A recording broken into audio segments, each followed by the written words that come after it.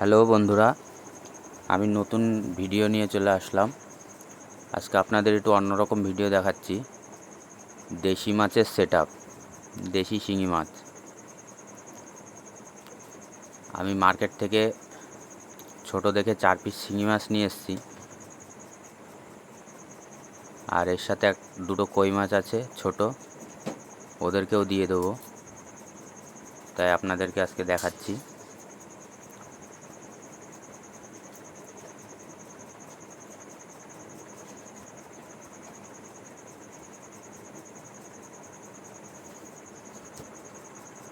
একদম জ্যান্ত মাছ এনে ছাড়তে হবে, আধমরা হলে কিন্তু পরে মারা যাবে।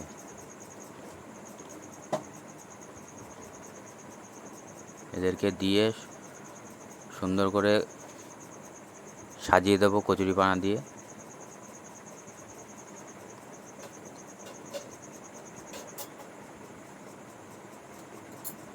যাতে ওরা একটু ন্যাচারাল ফিল করে।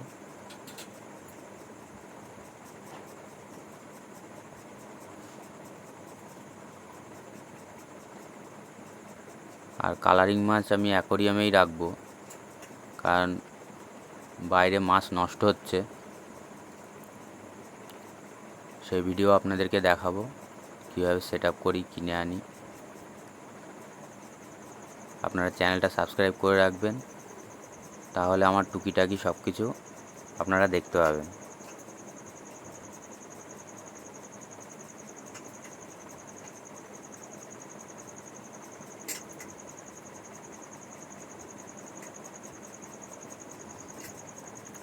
পুরো ভর্তি করব না, কিছুটা ফাঁকা রাখবো।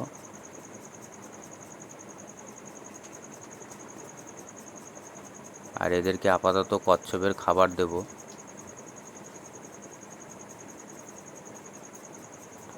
দেশি মাছের খাবার আপনি বিস্কুট এটা সেটা আপনি যা খুশি দিতে পারেন। দেশি মাছে অতটা সমস্যা হয় না, আর শিঙি মাছ খুব হার্ডি হয়।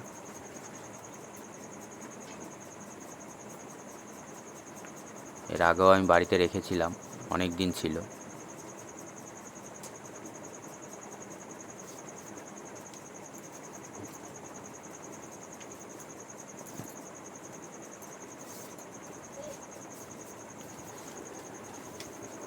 আর এদেরকে ঢেকে রেখে দেবো,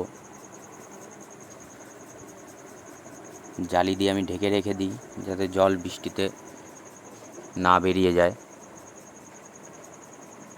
আপনাদেরকে দেখাবো।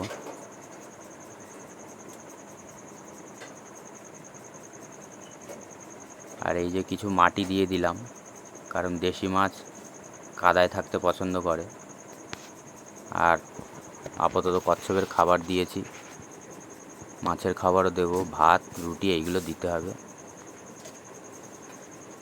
আপনাদেরও ইচ্ছা হলে 2-4 পিস রাখতে পারেন, বড় জায়গা হলে বেশি করে রাখতে পারেন। আর এই যে বন্ধুরা, আপনাদের সেই টমেটো গাছ দেখিয়েছিলাম, দুটো বড় হয়ে গেছে, তাই ভাবলাম আজকে তুলে নিই। আরও দুটো বড় হচ্ছে, ওগুলো পরে তুলব।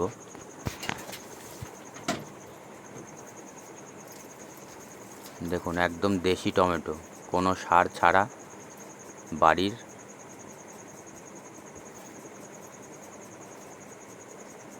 আর এই যে আপনাদেরকে একটা ইউনিক জিনিস দেখাচ্ছি, আপনারা দেখুন। আমরা দক্ষিণেশ্বর গেছিলাম, সেখানে গিয়ে দেখলাম, স্নান করে ওঠার সময় দেখছিলাম এক মাসিমা জল নিয়ে উঠছিল, গঙ্গা জল। তাই হনুমানরা জল খেতে চেয়েছে, তাই উনি সবাইকে জল খাওয়ালে, একে একে সবাই আসছে।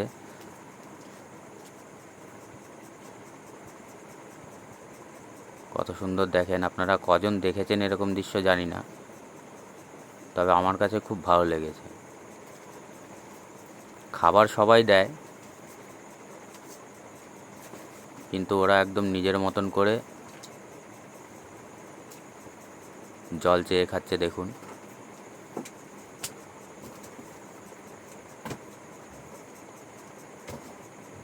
সবাই একে একে খাবে।